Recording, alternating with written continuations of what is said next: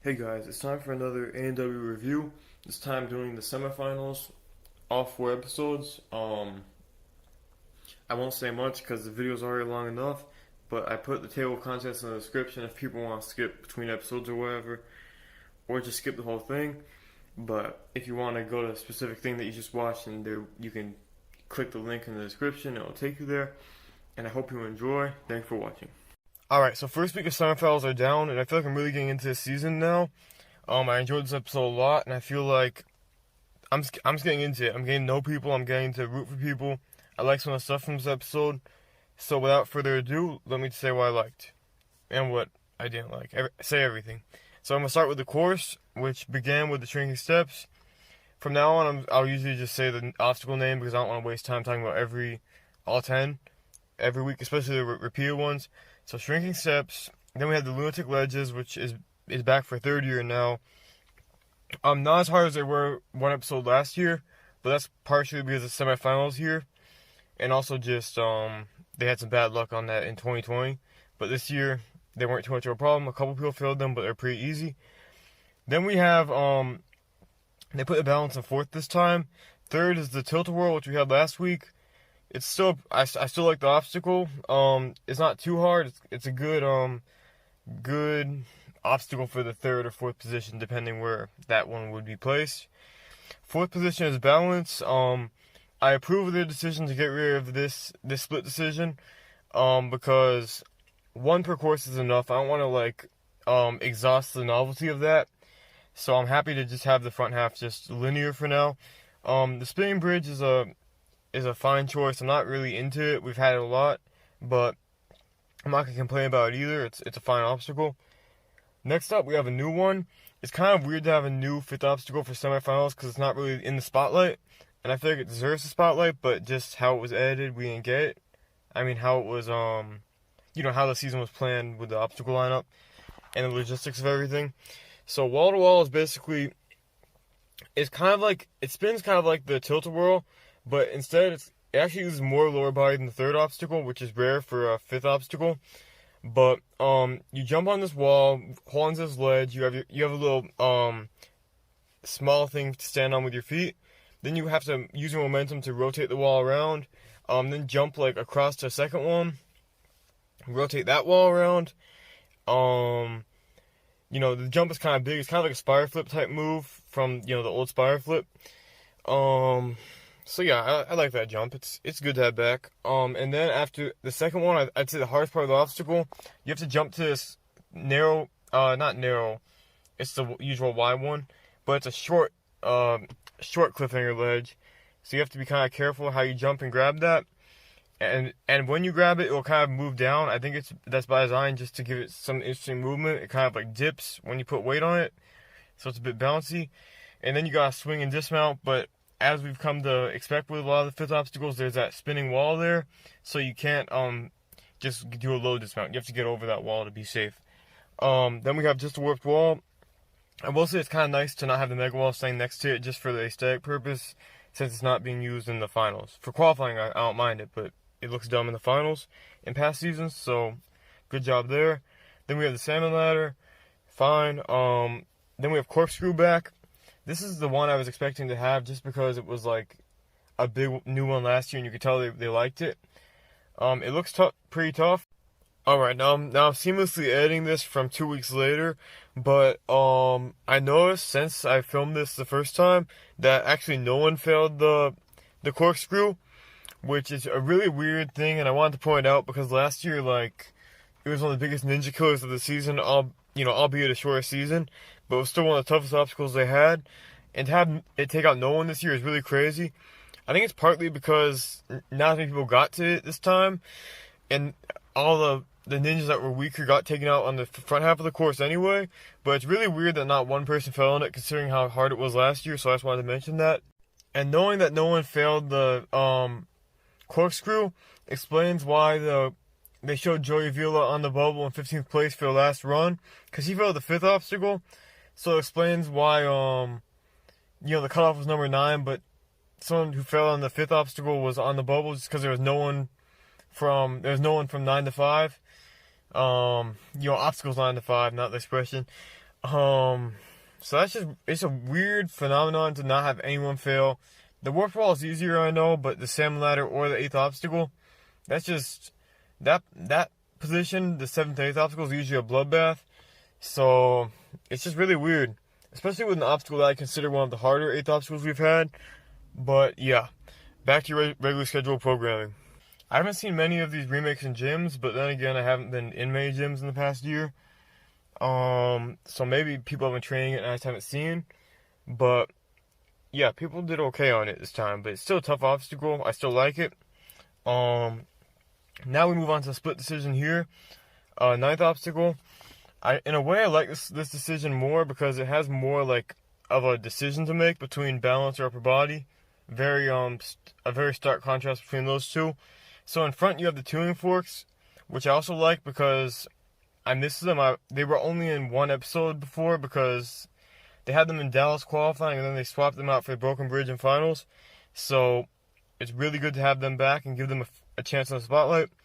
I think they're made even harder by how they're positioned, which is fair because they're pitted up against a tough grip obstacle. So I see why that would make sense to do.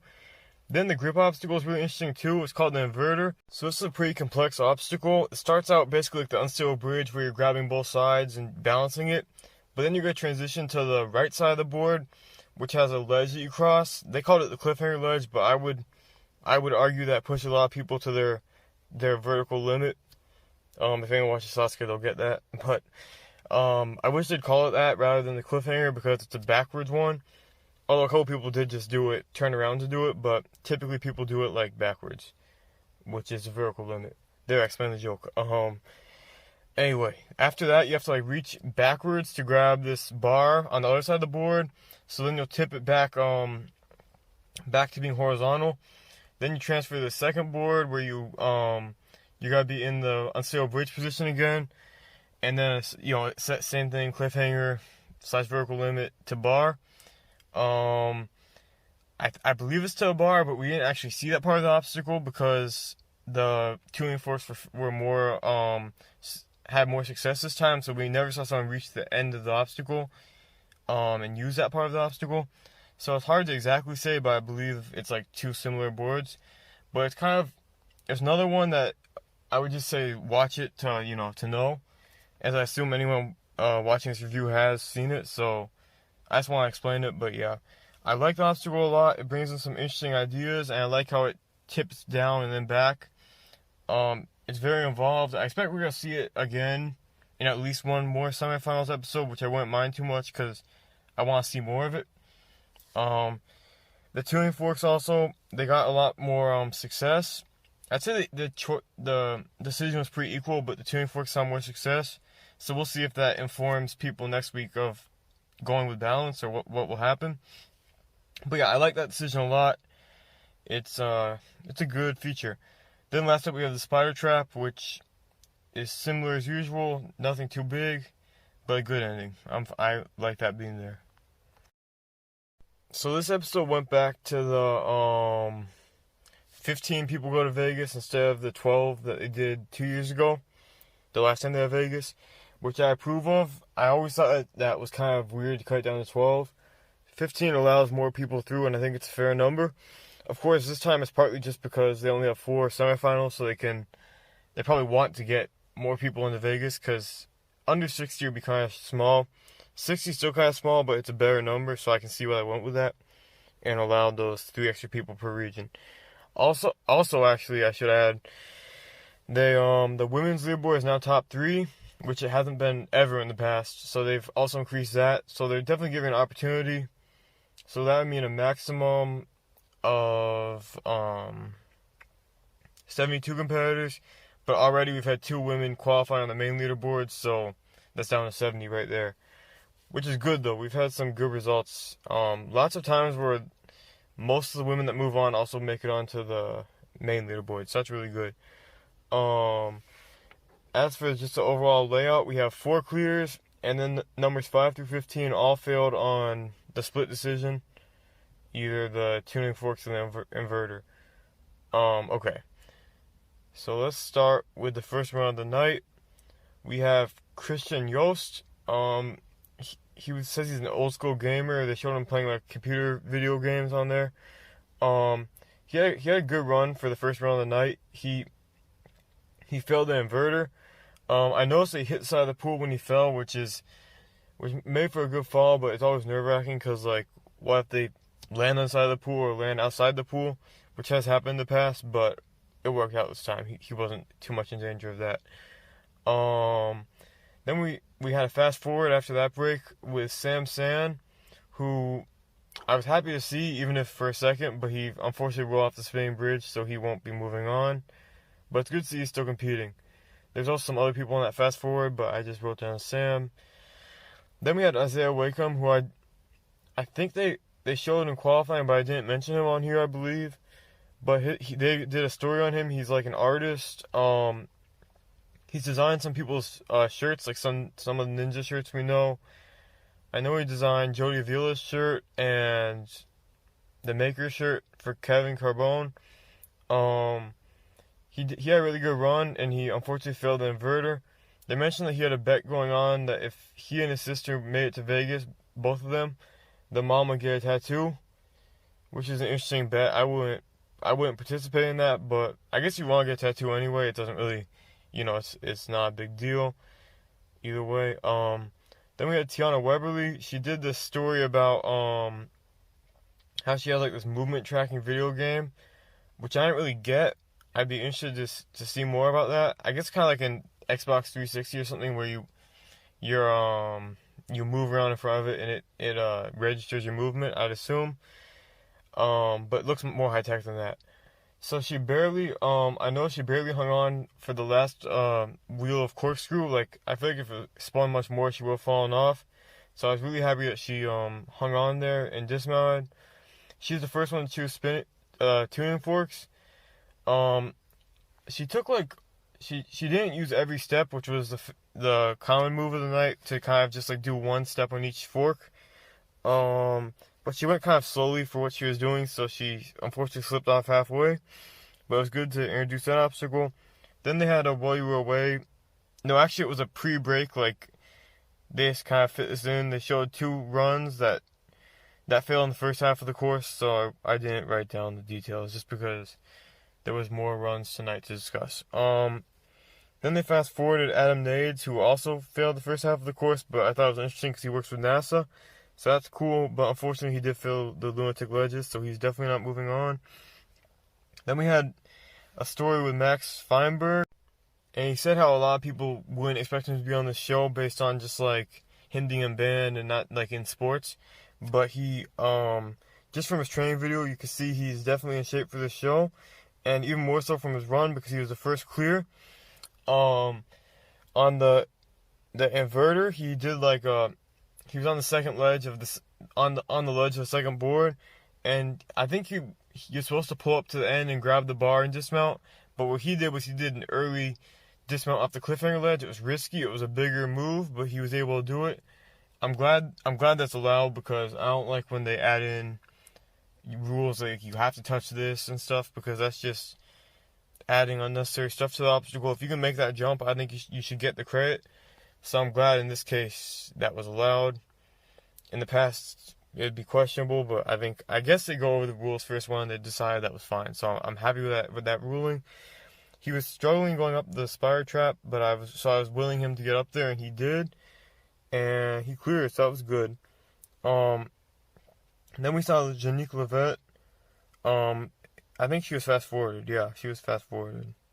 I didn't write that down, but apparently she has an energy bar brand. She was trying to dismount the tilt-a-whirl, and unfortunately her momentum carried her too much. It was kind of weird, but she just like slipped off while she was trying to build up swing for the dismount. It happens, and also she's the third woman moving on. She was in 19th place overall, but thanks to the extension of the women's leaderboard, she's able to move on. It's a kind of a big gap between the other two women that moved on and her. So it's kind of like, I think they could have stuck with two, to be honest. But I also think it's good to increase the number of people in Vegas. And honestly, it's still a good run. I think it was just a accidental slip off. So it's nice that she gets a second chance in Vegas, because she's done very well in the past. Then we had Lance Picus, who they advertised like shortly before this, so I kind of disappointed that they didn't show his full run after that.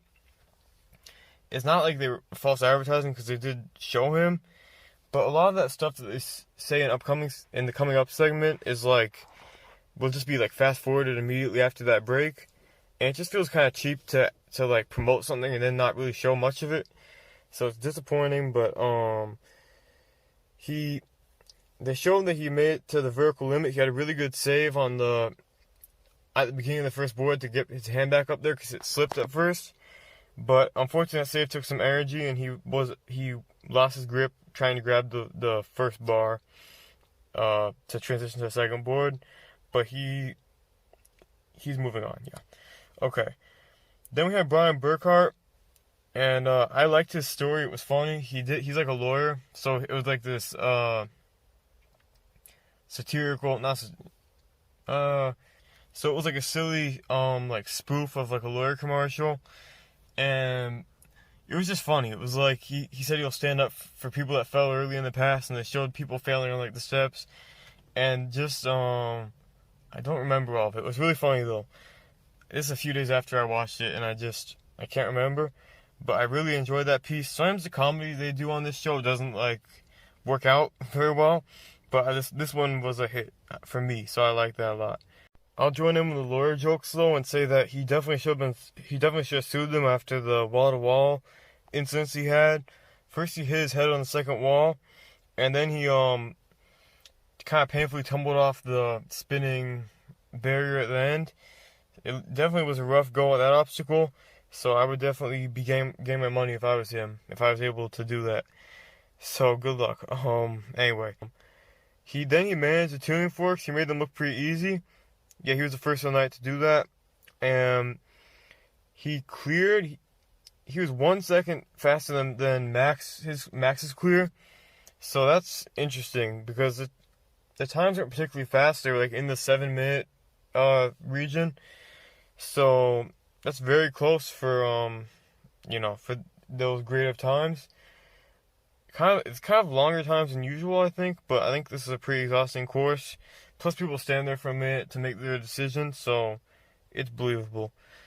Then we had Jonathan Horan, who unfortunately failed once again to make it to Vegas by missing the dismount on the lunatic ledges. So he still never made it to Vegas, which is really unfortunate because he definitely has the skills to do it. He needs to put it all together in the future. Then we had Isabella Wickham compete. Her brother ran earlier in the night, so she competed now. She had a good reach to make up the wall. It was really tight, but she was able to grab up there. Then they put like a blatant advertisement in where Matt said you can catch up on past events and stuff with the NBC catch-up app to watch past episodes. It was just really like shoehorned in there. I guess they need to promote that every time, or at least sometimes, so I can see why they did it, but it's just awkward. Then she failed the inverter. She made it to the end of that first ledge, the vertical limit, but she slipped off, but still a good run, and she still made it to Vegas. Then we fast forwarded with Owen Dyer, who chose the tuning forks. For a split decision, he failed at the end. He grabbed the platform, but he fell back into the water. Then we had Abel Gonzalez, who I noticed, he cleared the course. I noticed they really played this down. I thought when they were talking through his run for the fast forward that he was gonna fail, the 9th or 10th thing. But they ended up saying he cleared, but they just really, weren't into that part, I guess. With only 4 clears, I would want them to show all 4 runs. But, they tend to skip one, no matter how many clears there are, unless there's only 1 clear. But, yeah, it's just weird. But, yeah, I don't know. They weren't acting like he cleared it till they said he cleared it. It's just weird. But he cleared with the tuning forks, by the way. Very played down. I don't know. Maybe he'll get featured later on, though. Then we had the Guam Ninja, whose name was Darren Perez. They caught up with him at the 5th obstacle, which might be the first time this season that they've done that. I guess they only do that for the semifinals anyway. I guess that's why. Then he failed the tuning forks. He did 2-stepping on each one. So he stepped on each prong of the forks. but unfortunately that was too many steps and he fell off. Then we fast forward to Isaiah Thomas, who I'm surprised that they skipped because he was one of the seemed to me to be their favorites in the qualifying, but he failed the tuning forks. He's moving on. But yeah, it was kind of a surprising fail, considering how good he was in qualifying. Although really, that's a tough obstacle.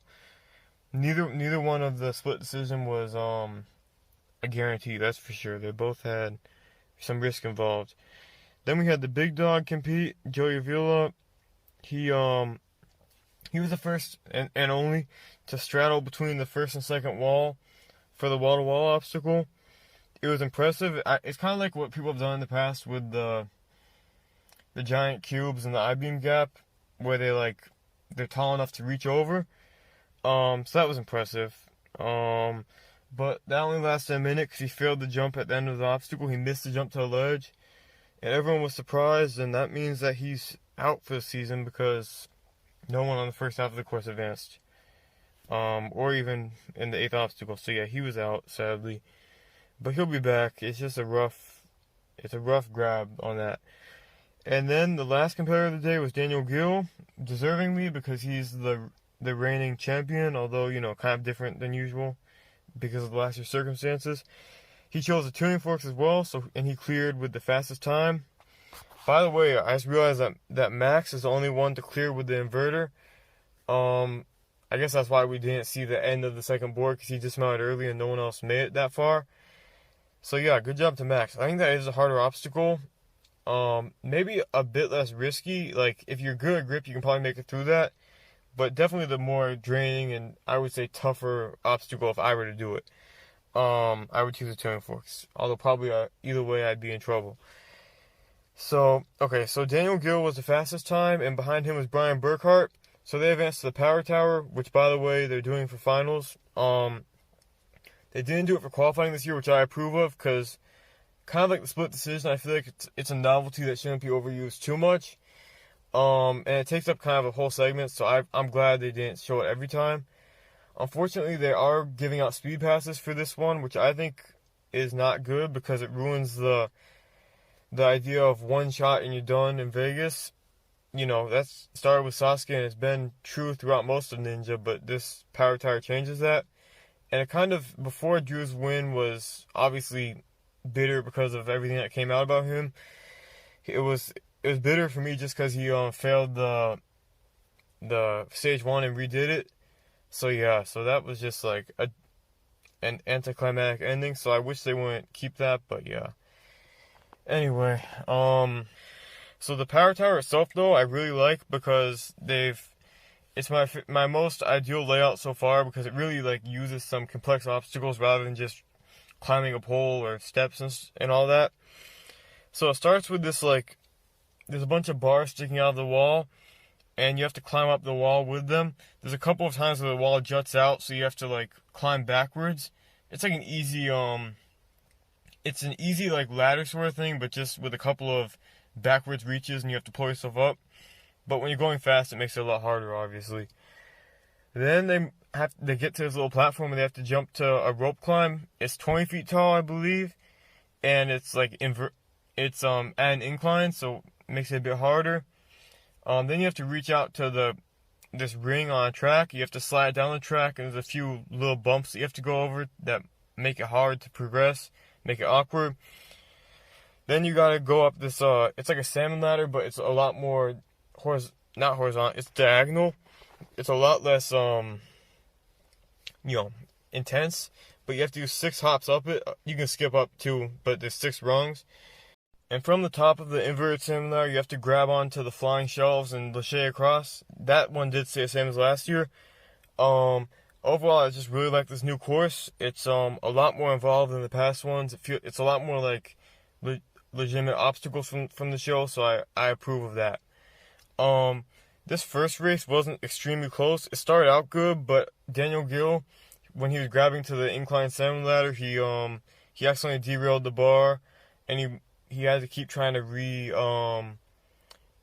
reset it, put it back into place, but he couldn't. So Brian Burkhart got away from him and made it to the platform. It's definitely a come from behind underdog sort of thing, just because Daniel Gill has the reigning champion title, and it's just typically favorable, I'd say. But really good job to Brian.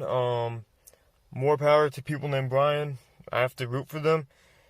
He even spells his name the right way, so I'm a fan. But that was a really good run, and it'll be interesting to see if he needs that pass in Vegas, or if he's able to stay dry, because only one person has not needed to use their safety pass in Season 11, so I'll be curious about that. So let me run through the leaderboard quickly. The top performance was Daniel Gill on the course. Then the second was Brian Burkhart. Third was Max Feinberg. And fourth was Abel Gonzalez, who was the slowest clear. Then in 10th place, we had Elijah Browning, who I remember from qualifying. 13th place is Lance Picas. And then 14th and 15th are Isabella Wakem and Tiana Weberly, who made it onto the leaderboard. And 19th place is Janique Levette, who also cleared.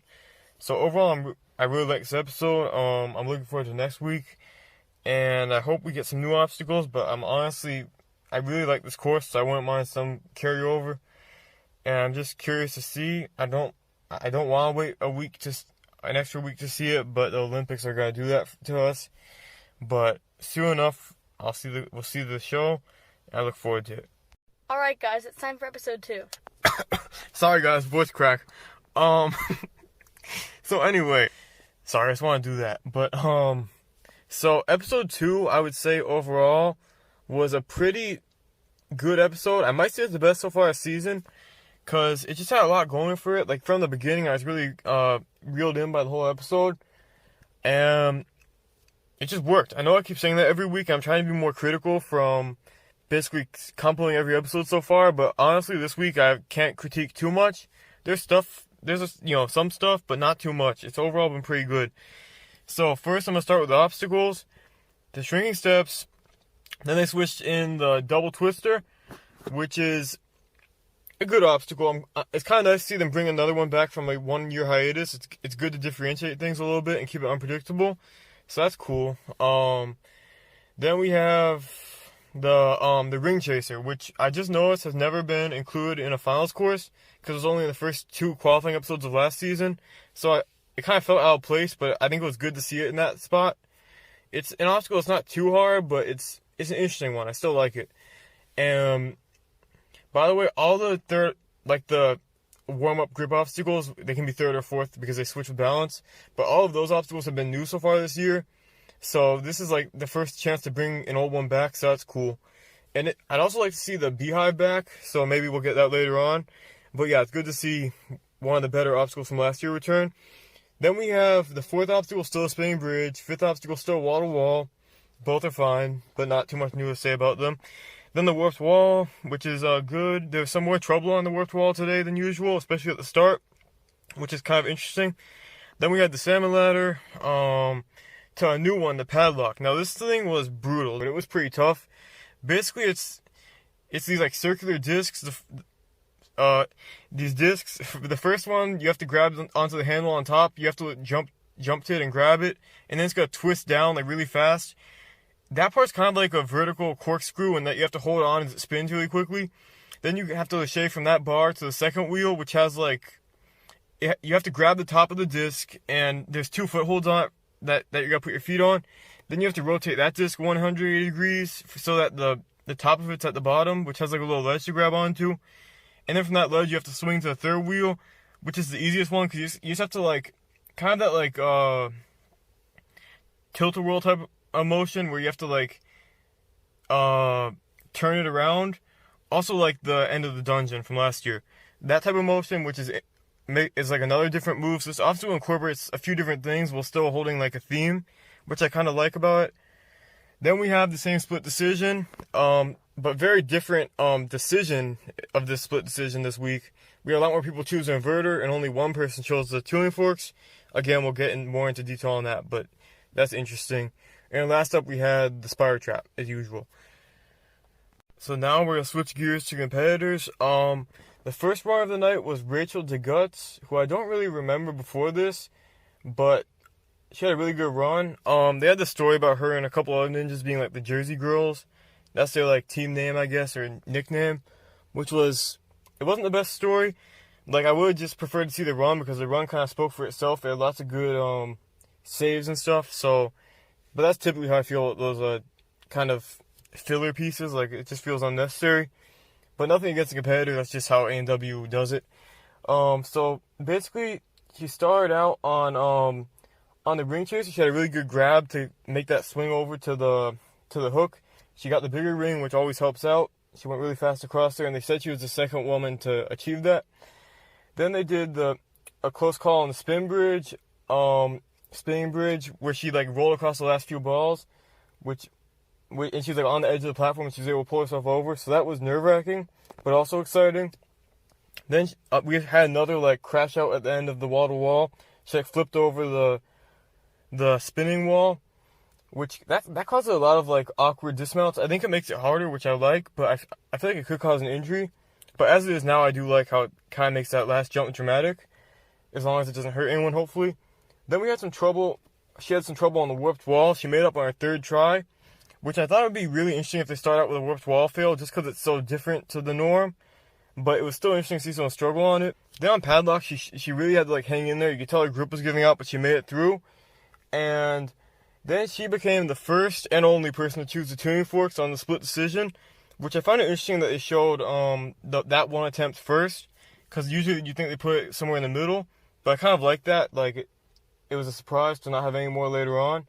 And unfortunately, she like grabbed onto the final tuning fork, but she was unable to climb back up onto it, and she fell into the water, which happens. But she had a good run. Actually, the best woman run of the night, which I also think it's good that they started out with, just to be different, because I thought there'd probably be some more women make it to the ninth obstacle, just because like they showed her so early on. But I like keeping things unpredictable. That's a good move when they do that. Then we had Addie Herman. I didn't like, this was a While You Were Away segment, but I didn't like how they said that like her fall on the spinning bridge disqualified her from the season, because it's to be expected that you won't get to Vegas if you fail the fourth obstacle. But at the same time, like I feel like it's just better to not do that so early on, because it kind of spoils it. They won't make it if they say that. So yeah, I'm just probably being picky with that, but I just don't like when they do any kind of spoiler or like hint at what will happen. Then we had an interesting story by John Luga, who's a bricklayer. He like broke through a wall of bricks when he started the run. He says he wants to become a police officer, so that was a interesting story. Kind of related to Ninja, how he puts the bricks down, so I didn't mind it too much. Now I was very impressed when he on the ring chaser, he wasn't able to get his hand out in front, so he actually caught it with his foot to I guess he figured he'd need the bigger ring to make the jump, so he was able to reach it out. It was very strategic and really good. I respect that move. So good on him for getting that, and it helped him get through that obstacle. Oh yeah, on the wall-to-wall, he had like a one-handed save on the final jump to that bouncy cliff. So that was really cool. And he got, with that grab, he was kind of swinging like back and forth over the pool instead of like side to side. And I was trying to like say like stop swinging and get your momentum sideways, but he kept swinging like the wrong way. But he was able to like kind of awkwardly jump over the wall, so he made it through. He definitely would have been better off stopping, but at the same time, I'm sure if I was up there, I'd have trouble like slowing down and switching that too. So I'm not criticizing that. Now he failed the whip wall on his first attempt, but he made it up on his second, so he was all right. And then unfortunately though, he failed the first essay on the padlock, so it didn't last too long. I'm not sure if he made the leaderboard, but he had a pretty good run. Then we fast forwarded this basketball player named Shaq. It wasn't Shaquille O'Neal, but it was a different one named Shaq. He like crushed a basketball, which I don't know how you do. Maybe it had a hole in it, because otherwise I don't understand how that happened. Or he's just really strong, but but that was impressive. Even if it was like a hole, I couldn't do that. And then he got caught up on the spinning bridge, and he was kind of like hanging by the rope of one of the balls, which it's kind of scary. Like I don't think it's gonna hurt anyone, but that possibility of getting tied up in there isn't good. But at the same time, it's not like a real issue in that case, because he fell right off. Then we have Xavier Dantzler, who I remember from qualifying. I think he was in episode 2, which I as I said last time, I didn't get like a good appreciation of because I was doing something else at the time. I've rewatched it since, but like I didn't know who was who a lot of the time. So I definitely know who he is now because he had a great run. Um, he's dedicated because he takes a train 2 hours each way to train with Joe at his gym. So that's definitely some dedication to Ninja to do that. So that's impressive right there. And then he was another one to fail Padlock. So the Padlock fails really started to add up around this point, which is interesting. It looks like a tough obstacle, and just like so many different things, it's unpredictable. I think more than like fatiguing your grip. Although I'm sure it does get you really exhausted. I think it's just tough to like judge what to do. So that got a lot of people. Then we had Amir Malik. They caught up to his run on the wall to wall, which was like one of those mid cut runs, which I don't mind too much. Although I just realized he's the first clear, so that when they cut like so far into a run, like into the fifth obstacle, I feel like that kind of spoils that they're gonna make it several obstacles farther at least, because otherwise they wouldn't bother to show the run at all, or to cut it, because then it would just be weird to show like start them at the obstacle they're gonna fail at. So I feel like that's a slight spoiler when they have the first like midway cut run, like that suggests that they're gonna clear. And in this case, it came true. It's not always the case, but it's just like a bit annoying, especially when you notice that pattern. But it is what it is. And they recapped the last time he failed the spider trap, but this time he didn't. He made up really easily and quickly, so that was cool. He's the first clear of the night. Then we had Casey Rothschild, who she had a profile piece that she started like a club for like ninja people and fans that are in the LGBTQ community, which is cool. I always find it interesting when people start like such specific ninja clubs, because ninja's already such like a niche. I need to look up how to pronounce that.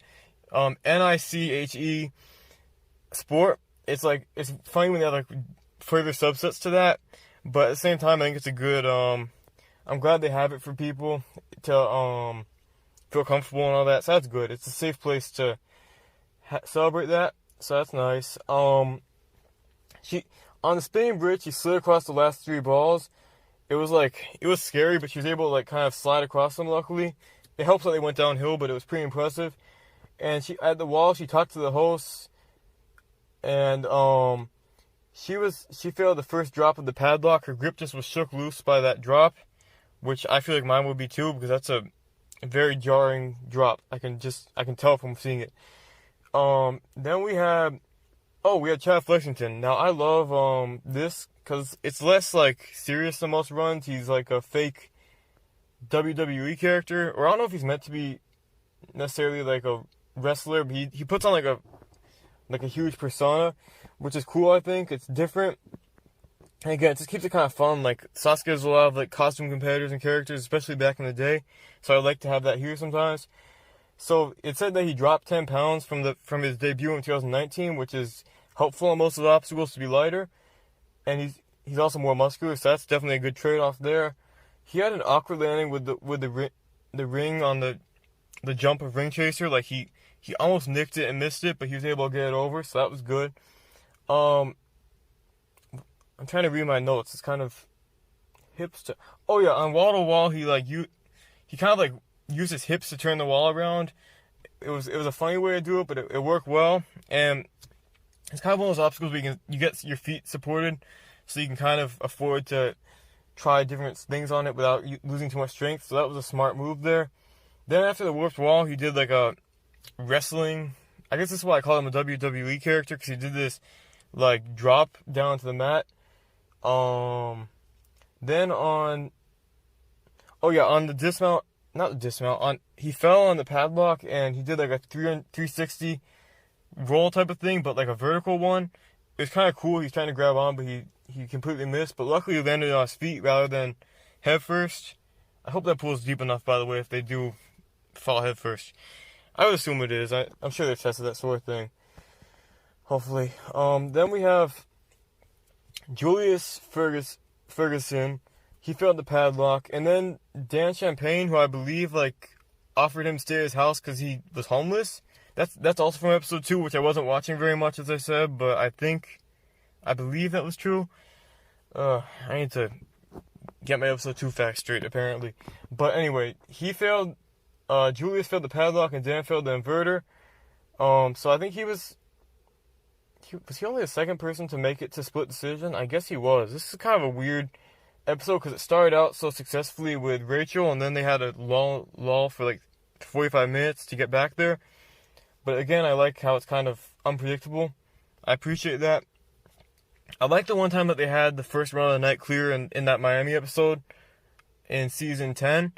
That was a surprise there. I like when they do stuff like that. Not always, but it's just good to mix it up in terms of results. So yeah, that's always interesting. Then we had Abby Clark, who shockingly failed the warped wall. She just didn't make it up. That was another person that struggled on the warped wall.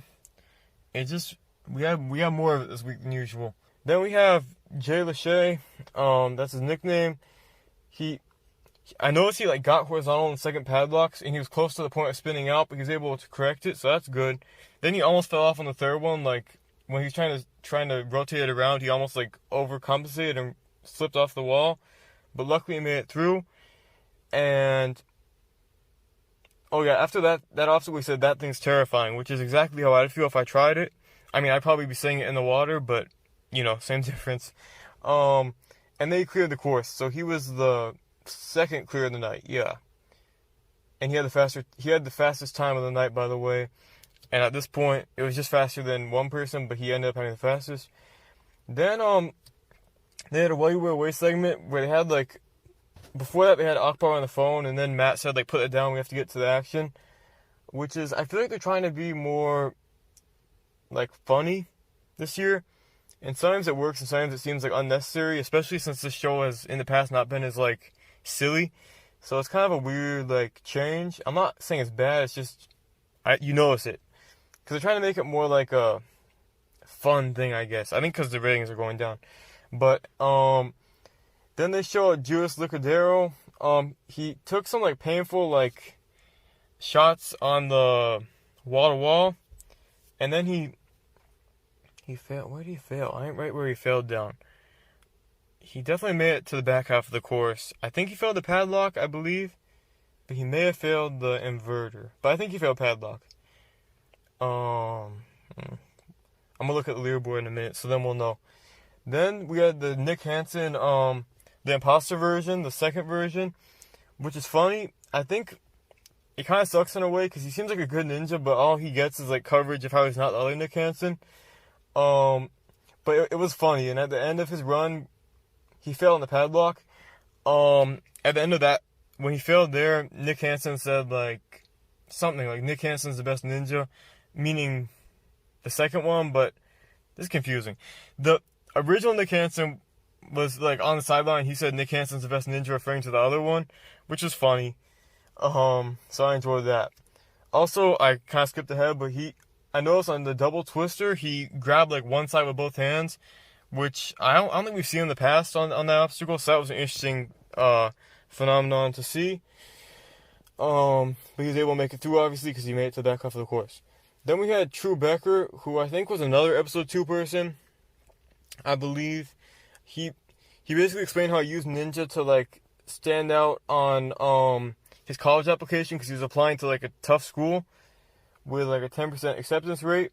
So I'm glad that worked out for him. He got into the school, and then he ended up clearing the course with the second place time. So I remember his name slightly from qualifying, but I didn't realize how good of a ninja he was. So that's really cool that he got more coverage this time. Then we had Sandy Zimmerman, who unfortunately had a less successful run. Near the start of her run, they recapped that she failed on the cannonball drop in season 9. She kind of fell on her back on the platform. And I wasn't sure, but I thought they might be building up to another fail. And I ended up being right, sadly, because she, on the ring chaser, she had the smaller ring, I think. And she's trying to build up swing, and she accidentally, overswung on the second one and just fell off the ring. She didn't mean to jump the ring off, but she just missed the edge of it when she was swinging and fell off. So that's unfortunate. It's kind of like what Casey did on the sky hooks. But you could tell she was upset. She walked away and it looked like she was leaving. So I hope she's able to feel better about it and come back next year because she's a good competitor. but definitely a disappointing ending for her. Then we're getting near the end of the episode. We had a fast forward of Dougie Fresh. I like Dougie. Unfortunately, he did like I don't know if it was like just to show like the move or if he's trying to be efficient, but he tried to like do a backwards jump up the whole salmon ladder, and unfortunately that didn't pay off and he missed. I don't think it was like the right decision. I mean, it obviously wasn't the right decision, but I don't think that would be a good decision anytime, unless you've like exclusively trained it backwards. It just seems risky for no reason. But then again, there's another obstacle after it, so I can see why he might have been trying to save his grip. But in this case, the wager there didn't work out. Then they did a While You Were Away also of Caden Lebsack, who did well in qualifying, and he cleared here again. Wait a minute. He had the second fastest time of the night when he cleared. I noticed he had a cool like move on the spinning bridge. So good job to him again. Then they ended with Joe Morosky. They kind of, as he ran, were commenting on how he's like older now. He's not in the shape he used to be, or not in the physical ability he used to be. I mean, he's still in great shape, but they were saying like he's older, and I guess they're playing it up because there's like kids now. It's kind of like forced, but that's what they're trying to do. And then he cleared the course with the second fastest time. So it was him and his student Jay on the power tower. They made a big deal of that, by the way. I know I kind of forgot to mention that, but yeah, it was like the student versus teacher grand finale after all of it throughout the season so far. So on the power tower, Joe did take an early lead. He was pretty flawless on it. He climbed up the rope quickly. He slid down the ring slider. And yeah, he was like 10 feet ahead of Jay most of the time, and he was able to win it decently easily. But it was still a fun run to watch, and I enjoyed the effort there. Still a better power tower than last week, where Daniel Gill unfortunately got stuck. So that was good. I'm pulling up the leaderboard. Let's see here. I also noticed that Akbar had like a lot of like kid-related like references or whatever you want to call it this week, like the SAT stuff like that, like school stuff. And he's saying how like all the kids are on the show now. Again, it feels kind of forced, but I get why they're making a big deal out of like the kids and stuff. I don't know if it's helping their ratings, but because their ratings keep going down. But I hope it does, because I want more seasons. I want to go to the audience again, and hopefully I want to compete again. I mean, compete once. I haven't competed yet, but that would be cool. Now I'm trying to see the leaderboard here. Okay, so Jay Lewis had the fastest time, who's also Jay Lachey. That's his nickname. Then Joe had the second fastest time. Third fastest was Caden. Fourth was True Becker, and fifth was Amir Malik. Then we had only two fails to split decision. We had Dan Champagne on the inverter and Rachel DeGuts on the tuning forks. And then numbers 8 through 15 were all on the padlock, including Jackson Twait, Chris Behrens, Lucas Reale, Nick Hansen, the second one, and John Uga in 15th place, just moving on. And then on the women's leaderboard, we had Rachel, who also made the main leaderboard. We had Casey Rothschild and Kara Mack, who both fed the padlock, but made it onto the women's leaderboard. So good job to all of them. I enjoyed this episode overall. I think it was fun. It just had lots of good moments and some good obstacles. The padlock's tough, and I expect we'll see it back next week just because they've been doing that. But until then, we'll see what happens. I'm excited, though, because we don't have a long wait until next one, so this should be good. Alright, so I just watched episode 3. I'm recording this a lot sooner than I typically would after watching it. It's like 2 hours after I watched it, so at least it's pretty fresh in my mind. But overall, I'm not sure what to make of this episode. Like, it had a lot of good points, but also it had an issue. My main issue with it was it felt really repetitive seeing everyone fail the padlock. I feel like they skipped over a lot of the unique runs in terms of results, and they showed the same fails over and over again. We saw some great runs and some that failed before it, but I felt like we had a lot of padlock this week, which, especially after having it last week, it just felt like a lot. But at the end of the day, I didn't dislike this episode. It just felt kind of different because of that. Kind of like when they had nail clipper, but not that extreme, but that level of like fatigue from that one obstacle, I feel like. But let's get to the whole course. starting with the shrinking steps, the double twister, and then the ring chaser, all back from last time. Then we had the diamond dash, which is a new balance, not new, but they swapped it in this week. I wish you could have had something different. I'm glad it was that instead of the broken bridge, because that's more common and more overused. But at the end of the day, all of these hanging balance obstacles are pretty repetitive at this point. I hope by next year we can come up with some new things. I love the spinning bridge, especially the 4-ball version. But at this point, it's kind of old, and so are all of its descendants. So yeah, but it's okay. Then we had a new one, which was, I don't think it's a bad obstacle in terms of like viewing, but I think it was a really like bad idea from a health and safety standpoint, or like just like logistical standpoint, I guess. Because basically it's these three things. You have to spin it around. You have to do like a 180. It's kind of like the Grim Sweeper. You hold onto this pole, but then once it rotates around to the other side, it drops down really quickly. And that's where the problem comes in. Usually on that first one, it hits them in the head because it drops so quickly. And usually more on that one just because it's the first one that they faced, so they're not expecting it.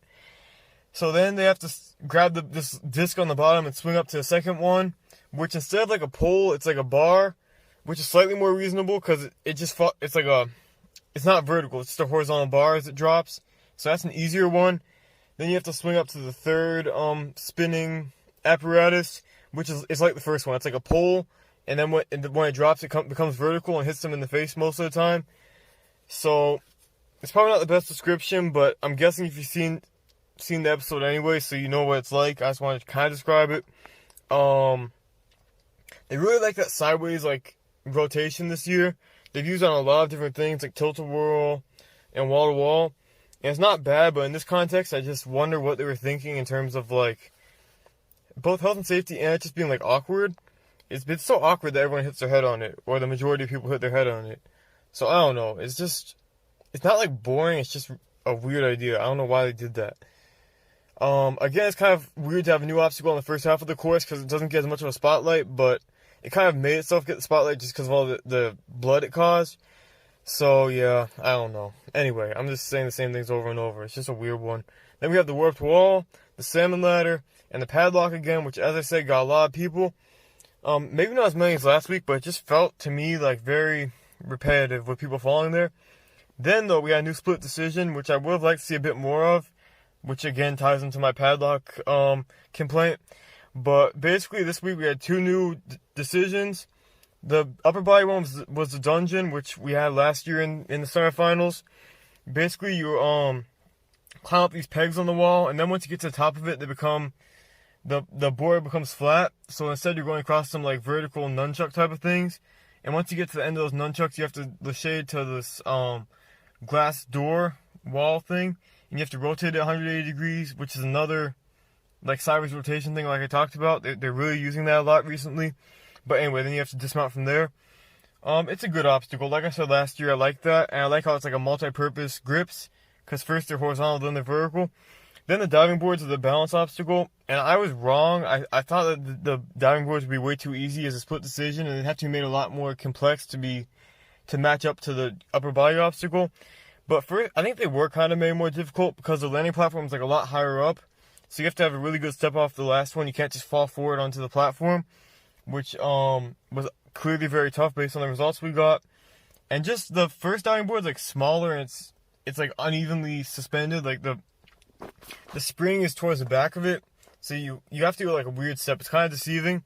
So it's definitely a lot tougher than I thought. And it was a good choice to put there because I like the diving boards, and I can see this version of the diving boards would have been way too hard as like a third or fourth obstacle. So it was a good place for it to be put. Then we had the spider trap as always, which was a lot easier than most of the course. Let's get to the competitors. So this first run of the day was really interesting, and I approve of them doing this. It was Sean Bryan, who's a really big name to have run first, because usually the first runner isn't as big or successful in the ninja world. But we had Sean Bryan this time. He talked about how he introduced kids to ninja in his like service work for the church, which is cool. I like that it relates to ninja. Those are the best stories. So on drop zone, he demonstrated right away how dangerous it is as he got hit in the head with the pole as it fell.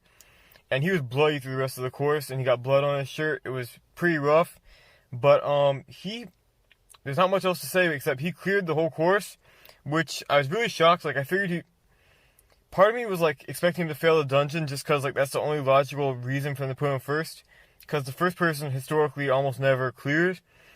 But then I thought, this is Sean Bryan, he's probably not gonna fail the dungeon, so maybe they're just mixing it up. And it turns out they were, which I'm glad they did. We've only had that happen once before. It was 3 years ago in Miami qualifying. They had the first runner clear, but it's really rare, so I appreciate when that happens just to mix things up. This also kind of like ruins my argument that they showed everyone failing the padlock because the first runner of the day didn't fail it. But coming up, you'll see more padlock fails. You probably remember them from watching the episodes too. Then after the commercial break, we had 3 much less successful runs. It felt really weird because they were all in the front half. Some big drop in quality from the first run, but you know, it happens, and they're facing different obstacles this time, so anything can trip you up. Then we had the 1% ninja, Francisco Barajas, who I thought the 1% ninja name, I was confused at first because it doesn't sound like, I don't know, it doesn't sound like a great endorsement that you're 1% ninja, but actually his story is good. And I'm glad he's like representing this group. He's representing the 1% of people who have a stutter. So he talked about how that makes things hard for him, but he's able to go through, and the ninja community has helped him and all of that, which is nice. I like those stories, you know. It's good for fans watching that have a stutter and, you know, whatever they talk about, that to see that representation and that, you know, they can do it. That sounds sappy, but it's nice when they do that. And he had a good run. Unfortunately, though, he failed the padlock. So thank you for proving my point. Finally, someone failed the padlock. He failed the first jump on there, which we saw a lot of both weeks. Then we had Enzo Wilson, I think they skipped his run last time, or they fast forwarded it. He was the youngest clear, I believe. He had a profile about how he does beach cleanups, and which I like. I like to do beach cleanups. Those are fun. Good way to get service hours and just a good activity. So at the top of the Wolf Wall, Akbar said, "You know what Enzo means, right?" To him, which I would have had no idea. I mean, it's not my name, but I was confused. I don't know what it means still. I don't know if they ever explained what he was talking about, but I would have been confused by that. I would have been put off by that part. But I'm guessing his name means something like strong or something, because I just don't know. I don't know what to make of that. But he got it, so that's good. It didn't confuse him. And he also failed the padlock, the second circle. Yeah, he got rotated off when he was trying to turn it. I remember that part. Then we had another fast forward. They skipped over Charity LeBlanc, the mermaid. She fell off the edge of the hook when she was trying to jump on the ring chaser. I noticed this season especially that most people fail the ring chaser don't like miss the landing of the jump, but they accidentally like fall off the first hook when they're trying to build up momentum, which is kind of unexpected for me as how people fail that obstacle. But in this case, we see a lot of that this season. Of course, we don't see every run, but it's just an interesting pattern to notice. Then they skipped David Campbell, which isn't too much of a surprise, but at least he got some time. He also got bloody from the drop zone, and then unfortunately he couldn't clear it as he made it to the platform, but his foot dipped in the water, so he was out, which was sad. I want to see him do well this year, but 13 years going strong. I'm sure he'll be back next year, as long as they invite him, because they didn't invite back Lauren this year. Lauren Ball, who had a perfect attendance up until this year. But I think they'll keep inviting David, because they kind of have a soft spot for him still. Then we had Nate Pardo run. He started his run at drop zone, or we started seeing his run at drop zone because editing constraints and time constraints. He was the first one to try the diving boards. I think he was the first one to try the diving boards. But he was looking good, but he couldn't make it over them, and he failed at the wall. He kind of like ran into the wall there, which was unfortunate, but I was kind of relieved to see that the diving boards weren't too easy like I first was worried about. But he's still good. He's still moving on. And then we had another fast forward of Sophia Laviere, who failed the ring chaser, unfortunately. I think she might have just failed the jump instead of like what happened to Charity, but I can't really remember, but I think so. Then we had another fast forward of this DJ named Deshaun. I didn't put his last name, but he was a DJ and he failed padlock. So he's in good company there. Then we had Josiah Pipel, who I remember the name from the first time, but that was the episode that I didn't get to watch too much because I was busy. But I like that they covered him this time so I could figure out who he was. He basically has a story with him and Najee and how they've trained together, which is always a good, like, again, I like the stories that relate to the show and just give you an idea of the ninja and their skills and all that. So that was a good piece. And I like the speed walk. That's like how I walk around at school. And Akbar said he's never late to class because of that, which is true. Especially when you're in a hallway with a bunch of people that aren't moving. I'm like speed walking through them, so that resonated with me. It's also a good way to save time. It's good to have that urgency on the course. And he cleared, so that was good. My TV like blacked out at this point, so I'm not sure if he had a faster time than Sean, but he cleared either way. Then we had a fast forward with Tage Harrington. He failed the padlock. Kevin Carbone, who they revealed designed the ring chaser, which I feel like they should have mentioned the first time it was introduced last year, because I hate when they don't give people credit for making the obstacle like initially. I also feel like they might have too many obstacles inspired by fans at this point. Like, it seems like almost every obstacle they have now is made by fans secretly. Not almost every new obstacle, but a lot of them. So I just feel like they should be creating more of their own. Although the fan ideas can be some of the better ones, honestly. And in this case, I really do like the ring chaser. But I just wish they would have said that in the first place. And he failed the padlock. Kevin Carbone failed the padlock. Then we had Brian Kretsch, who they promoted before that he was going to run later. And I was shocked that they were acting like they were going to show his full run. But then, so I was like, okay, never mind. They just fast forwarded him, as they always do, sadly. He failed the padlock as well. I hope he gets coverage one day, because it's been a while since he gets like a lot of time in the spotlight. And he's a good ninja. He's been consistent. Then we have Megan Rowe, who, if you remember, qualifying talked about throwing axes, and this time she talked about making like custom earrings. She made lots of ninja obstacles, like she made the wing nuts as earrings, the hazard cones, the cannonballs, I think. So that's kind of cool. It's not extremely ninja related, but it ties in.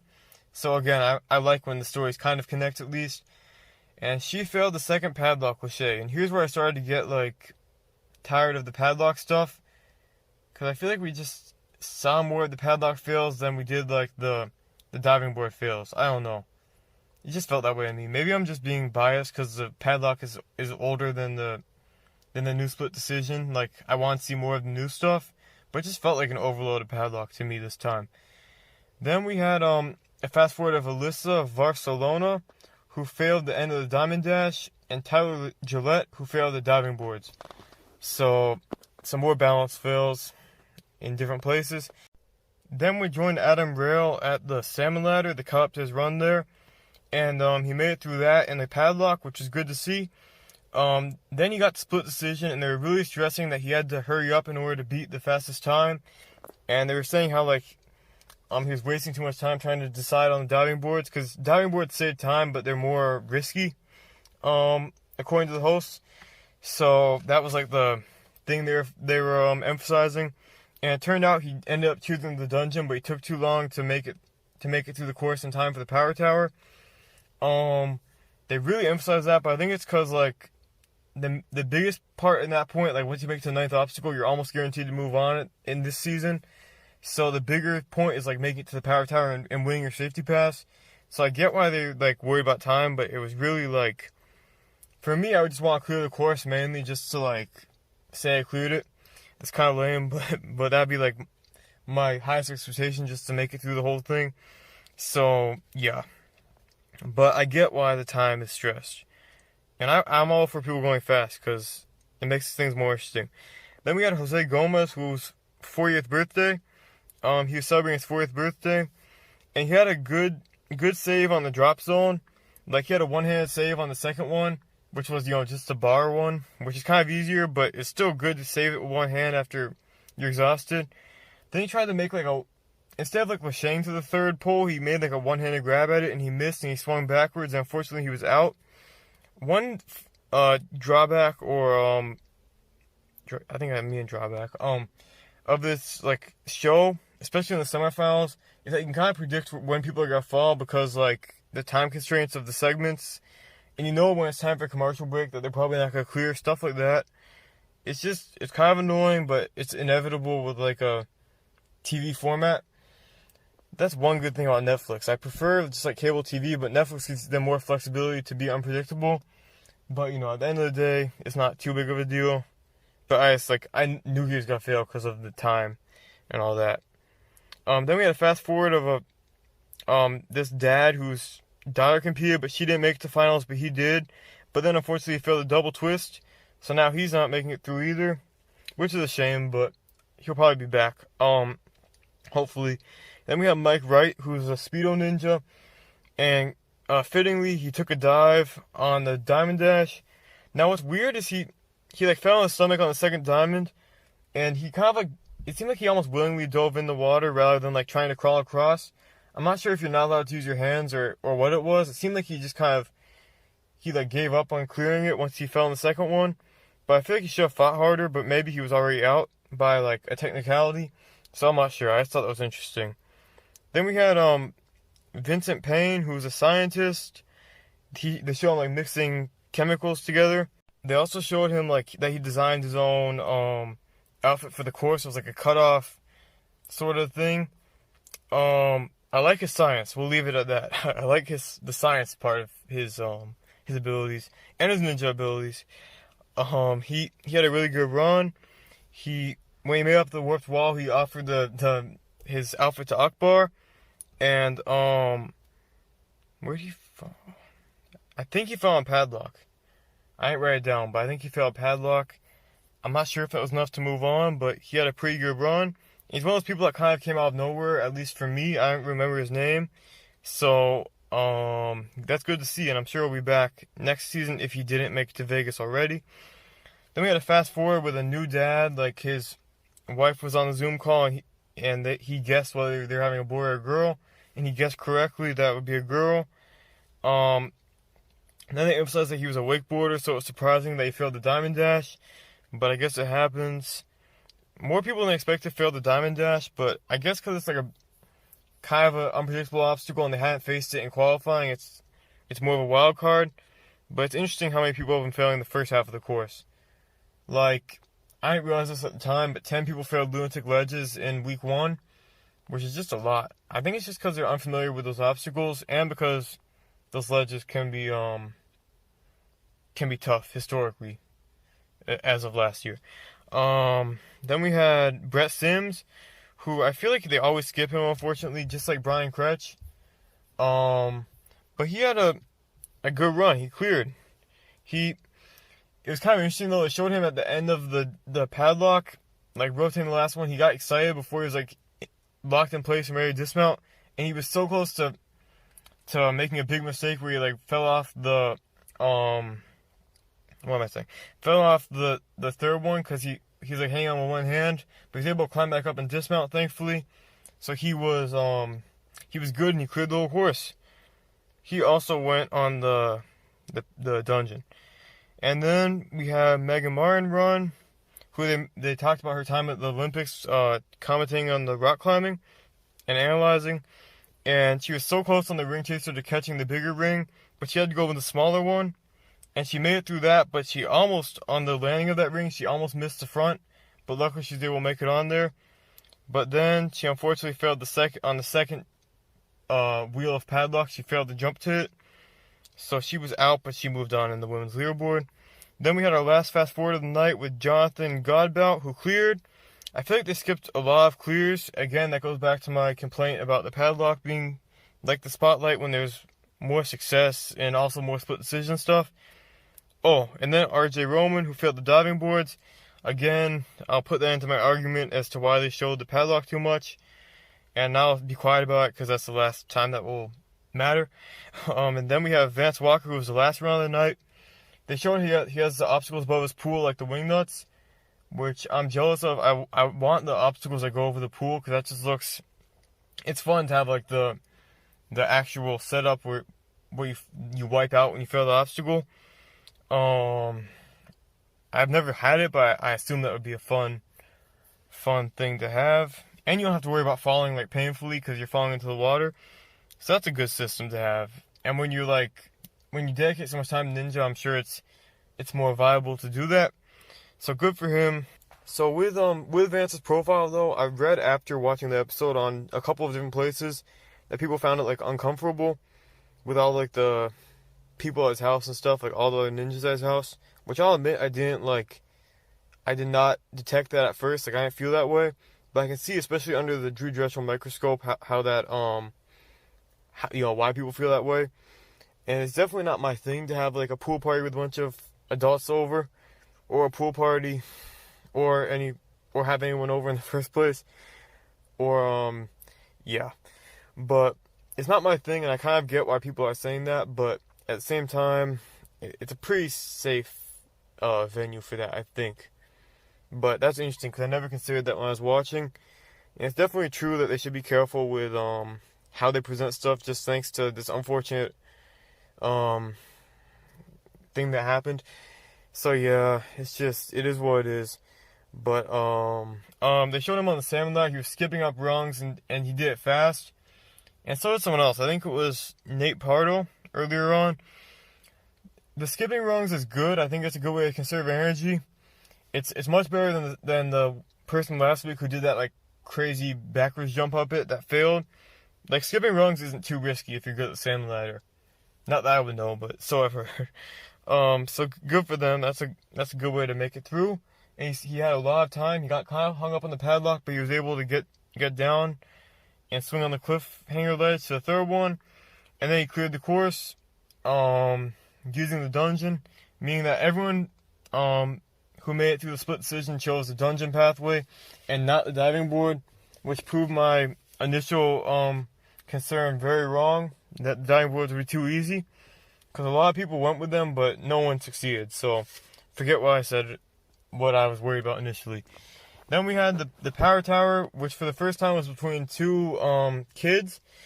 It was Josiah Pippel and Vance Walker. And just because Vance is like undefeated, period, in all of Ninja, never fallen, I don't think ever lost. It's kind of crazy. But because of that, I had my money on him. And he did win it, but it was pretty close. It was really close. They were pretty neck and neck going up to the flying shelves, the dropping shelves. But what happened was Josiah was ahead, but he took some extra swings where Vance just did a single swing and jump, which gave him the victory. It was very close, and they both had a great attempts, and they're both moving on, so it's fine. But Vance will get an extra life in Vegas, which again, I don't like the speed pass, or the safety pass, but it is what it is. I'm not even sure I'll need it, but since he has it, I'm pretty confident they'll make it to stage 3, honestly, which should be good to see.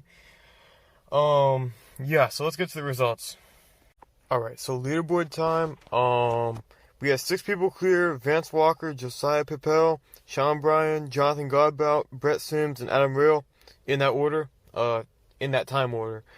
And then we had 3 people fail the diving boards: RJ Roman, Tyler Gillette, and Nate Pardo.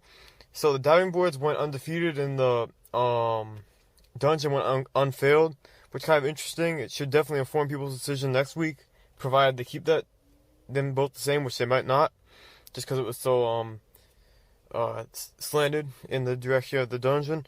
Then we had Kevin Carbone failed the padlock, Tage Harrington failed the padlock, Enzo Wilson failed the padlock, Francisco Barajas failed the padlock, Deshaun Harris failed the padlock, and Bob Reese failed the padlock. So thank you 6 for proving my point. I think there was 5 more that weren't shown, but thank you to everyone who proved my point on that obstacle being overused in this episode. Unfortunately, Brian Kretsch failed the padlock and didn't move on, but I guess that was just time, which sucks because I want him to do well, but next year. Then we had no women in the top 15, but the top 3 moving on are Megan Rowe, Megan Martin, and Brittany Durant, who I think was the one that I just realized midway that I skipped her run. I didn't make note of it, but it was a good run. She failed the drop zone, but she did pretty well. So I'm glad she'll go to Vegas, and hopefully I'll remember to talk about her if they show her run in Vegas. So yeah, overall a pretty good episode. As I said, there were some issues and lots of. I would like to see another clear as well, but that goes back to my complaint that I keep talking about, so I won't repeat it. But overall, not a bad episode. Just some places for improvement, but overall, alright.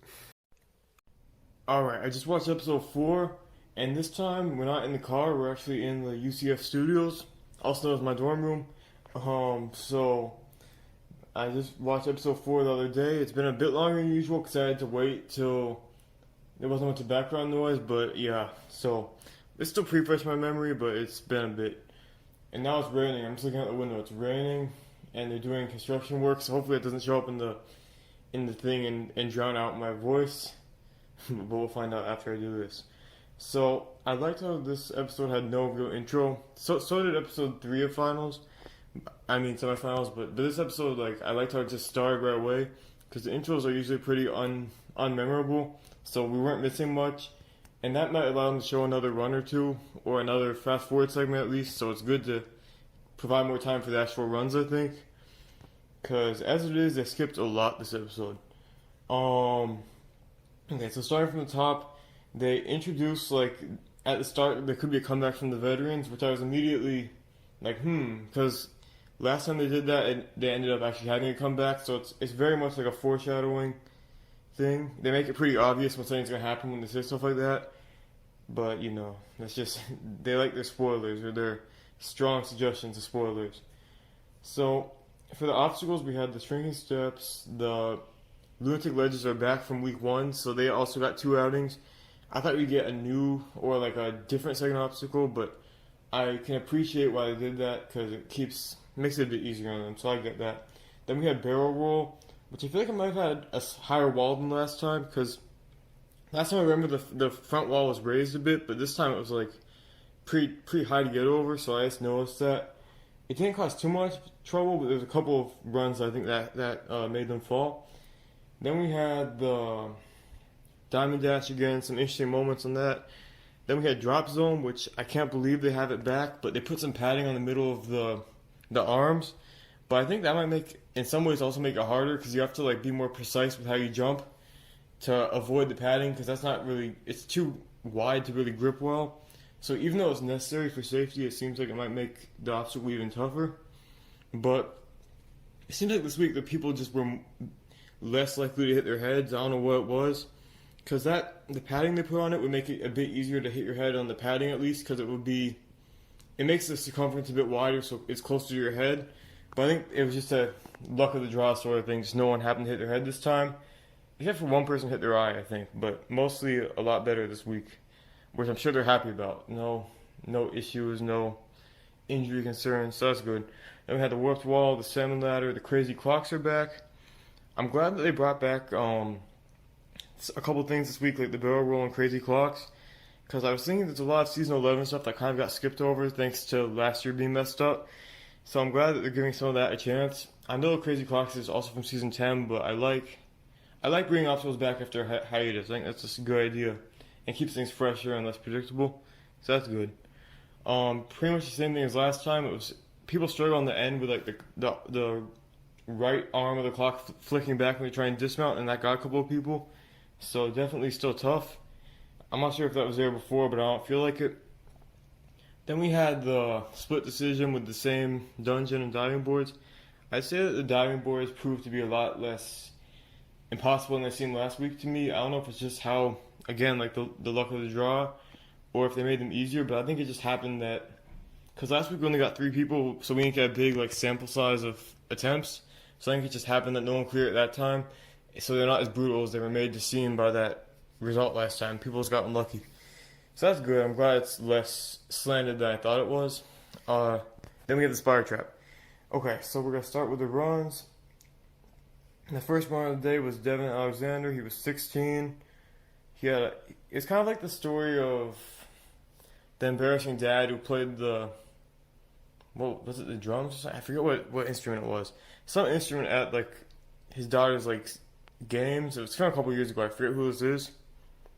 It might be Jerry DiRulio. I don't know. But her dad, like, or someone's dad, was like embarrassing. It's kind of similar thing. Like the story was that the mom was like overexcited about the her son, I guess, which is, I think it's a good story. It's interesting at least. Um, Unfortunately, he chose the dungeon on split decision, which I would have done the same after last week. But halfway up, he just couldn't keep climbing. He lost his grip and he slipped off. So, unfortunately, that didn't work out for him, but still a pretty good run. I was kind of nervous when he was hanging from those spikes, by the way, because it looked like he was going to fall on the spikes below him on that wall. I think it was an optical illusion from the angle of the show, but I thought it looked dangerous, but I don't think it's how it looked. It just looked like he was going to fall back down to the spikes, which could be bad if that's possible. Then we had a fast forward with Sam Gurray. Oh yeah, he had an Akbar on the screen in like a wrestler outfit. I think it was wrestler.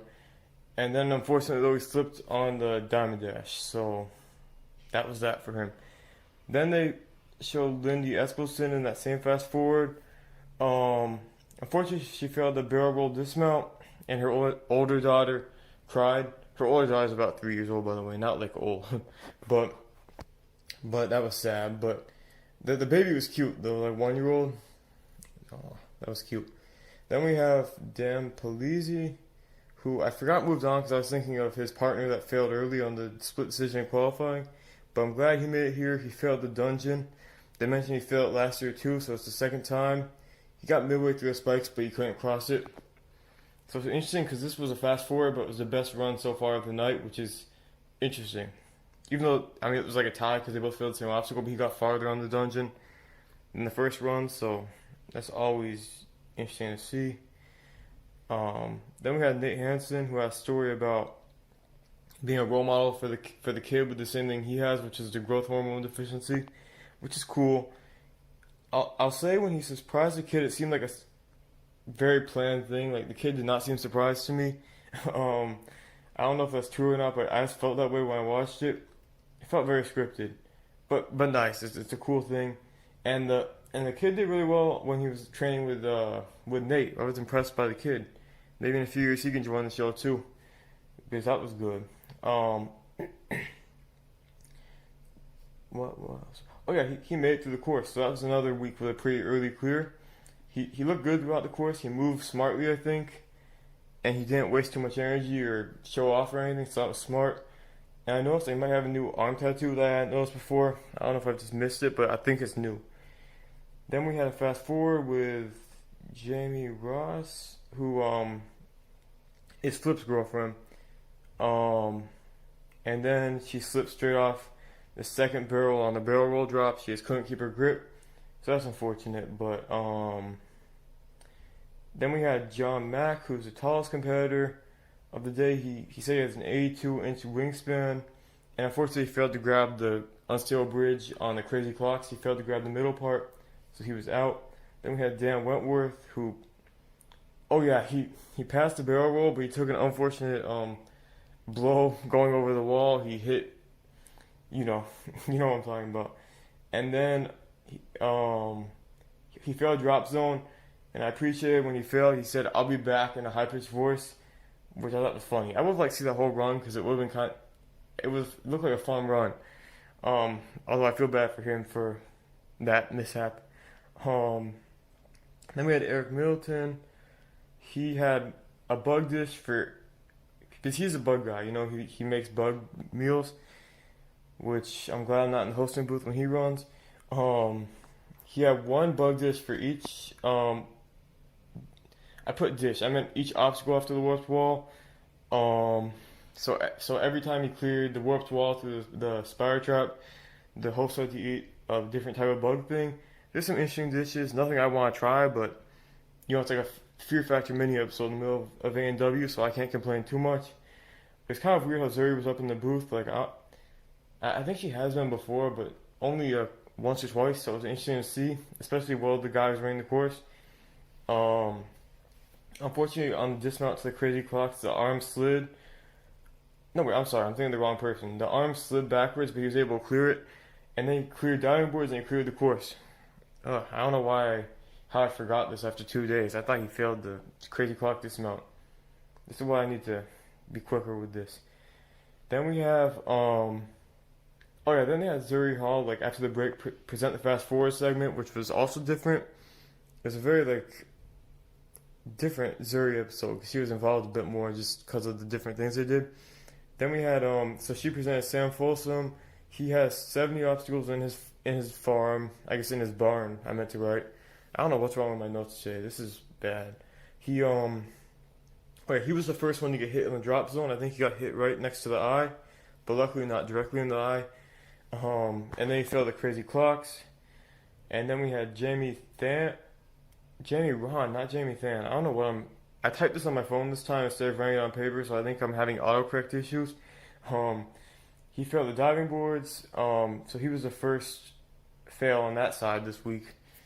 Um, so yeah, oh yeah, this is the worst review ever. Eric Middleton was the first one to clear diving boards this season.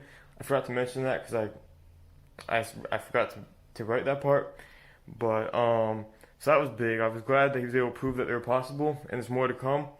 All right, back to Jeremy Ron. All right. So he was the first balance fail. When I read that, I realized I missed the other thing about balance. Then we had Jamie and Sam. They fast forwarded them in qualifying and finals, which kind of sucks because they both actually did relatively well compared to a lot of the duos that they had in qualifying. So I feel like they should get more coverage, but it's just like I don't know. It's I think they're going to Vegas, so I think it's okay, but it's weird. Then we have Heather Weisinger. She makes pacemakers for the heart, so that's a really important job to have. That was a cool story. Then she had a one-hand save on the barrel roll, Lachey, and she stumbled on the diamond dash, but she was able to make it through. And she did like the one-hand Lachey on the drop zone where you go one hand and the other instead of like a one fluid motion, which can be a good move I think in some cases where you want to be a bit more controlled with your jump. So that was good.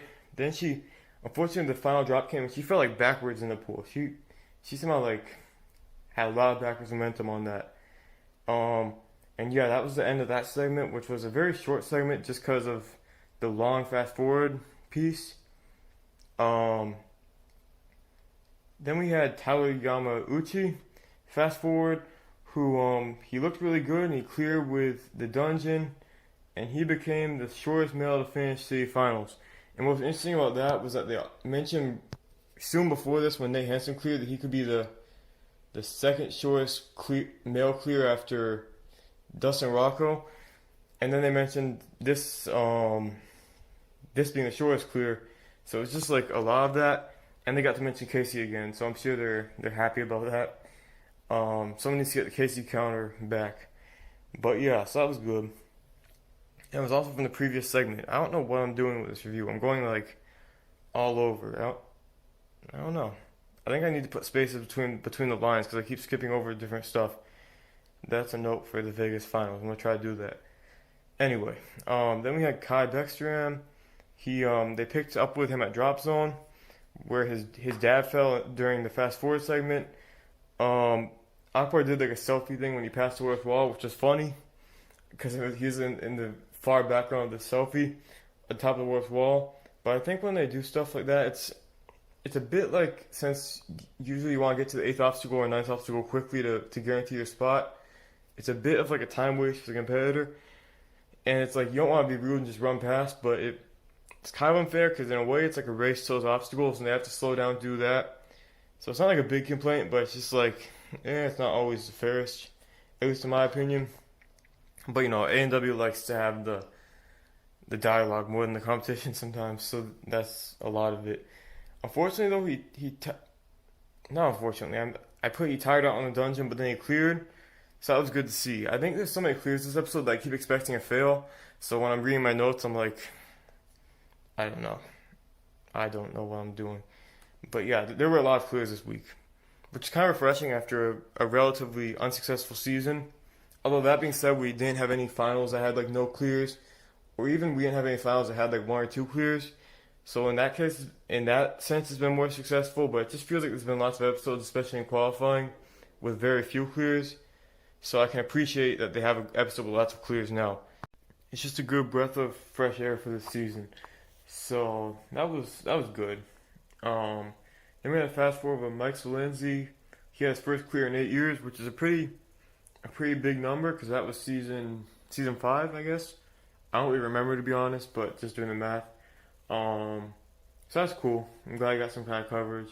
Then they showed Hunter Gerard and Kyle Soderman fast forward again from qualifying. It seems like this year they've been fast forwarding the same people consistently a lot more. As I said with Jamie Ron and his protege, whatever his name is, I can't think of his name, but yeah, unfortunately, it's just like some people aren't getting the coverage. I guess A&W has their people that they like to show, but it's unfortunate for the ones that they don't. And I kind of like Hunter Gerard and Kyle Soderman because they go fast, especially in the qualifying course. But they clear with the dungeon. Well, Hunter cleared with the dungeon and Kyle cleared with the diving boards. So that was cool. And then they showed this like scoreboard, I guess, where it showed a 6-to-1 ratio of veterans to teenagers, or returning, non-teenagers to teenagers. I guess is a better comparison.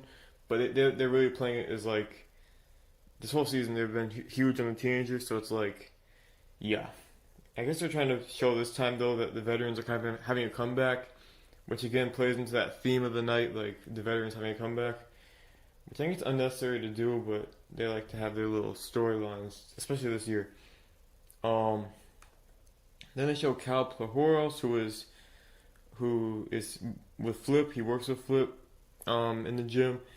He accidentally stepped. Oh yeah, on the diamond dash, he was like running off the barrel roll really quickly, so he accidentally stumbled onto the diamond dash. But he's able to like kind of hop his way across, even though he like didn't get the right start, because he like ran up to it and then slowed down right before stepping on the first diamond, which is like the worst way to go about it. It was unintentional, but just it was a good save. That was a good moment. So he cleared. So that was good.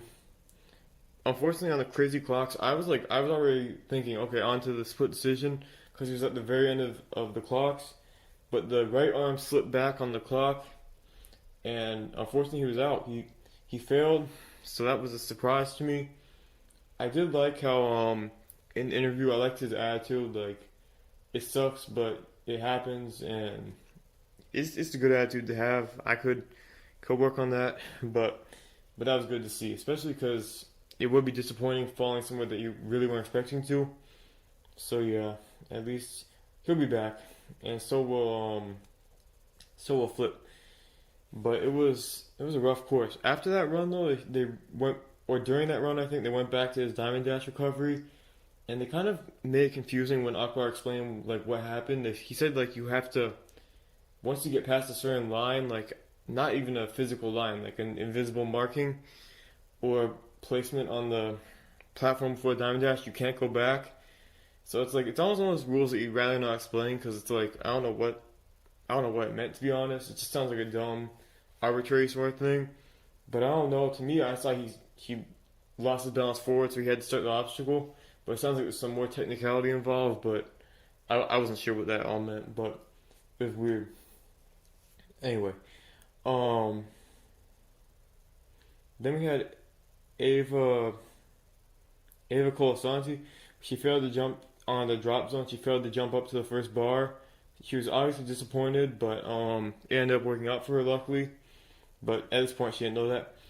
Then they showed Ben Marin, who had another crazy Diamond Dash moment. Now this was impressive. He fell over on the last diamond. He was just barely supported on the final platform, but he was able to he was on his back and he was able to keep his feet up on the fourth diamond and climb up onto the platform from there. But he was stretched out horizontally. So that was just an impressive save. It doesn't really do justice to explain it because it's hard to explain, but it was a really good save. I'd like to see that run in full because that would have been exciting to see organically rather than in a fast forward segment because you wouldn't expect it as much. it's just they skip a lot of the more exciting runs. I feel like I've been noticing that. Anyway, the fast forward segments are pretty long these days, so it's like they like to make them more interesting, but it's just kind of weird. Um, okay, and then he ended up failing crazy clocks. So he's not moving on, unfortunately. Then it showed Cam Baumgartner, who was the new fastest time over Kai's time, so that was interesting. That was all fast forward segment. Then they had Austin Gray, who they actually showed, which is kind of rare. They had a segment again about his work with the kidneys and how he helps people donate the kidney. He showed this girl that donated a kidney to her dad, which is good. It's just like I don't know. I'd honestly rather hear about him being the runner up last year and how he's stuff like that, because he hasn't gotten much coverage. So it's like it's a good story. It's again like A&W doing unrelated stuff when they could be talking about the show. So I don't know, but at least he got some coverage. Then they had oh yeah, he asked before split decision if he was going to Vegas, and the host basically confirmed that he wasn't guaranteed, but it was looking really good based on where he was at. And he ended up clearing the Diamond Boys, so then I think he was safe. I would assume, although there were a lot of clears, but he was pretty safe, I would say. And then he beat Cam's fastest time, so it kept being the runner knocking the previous runner off for the fastest time. I think that continued later on. Then they had Josh Richard. Oh, he was the TikTok guy who's like, when you can't show a bunch of the veterans and stuff, I don't know why you want to get TikTok celebrities or whatever you want to call them on here. I mean, I guess that's what like brings in certain viewers, but not me.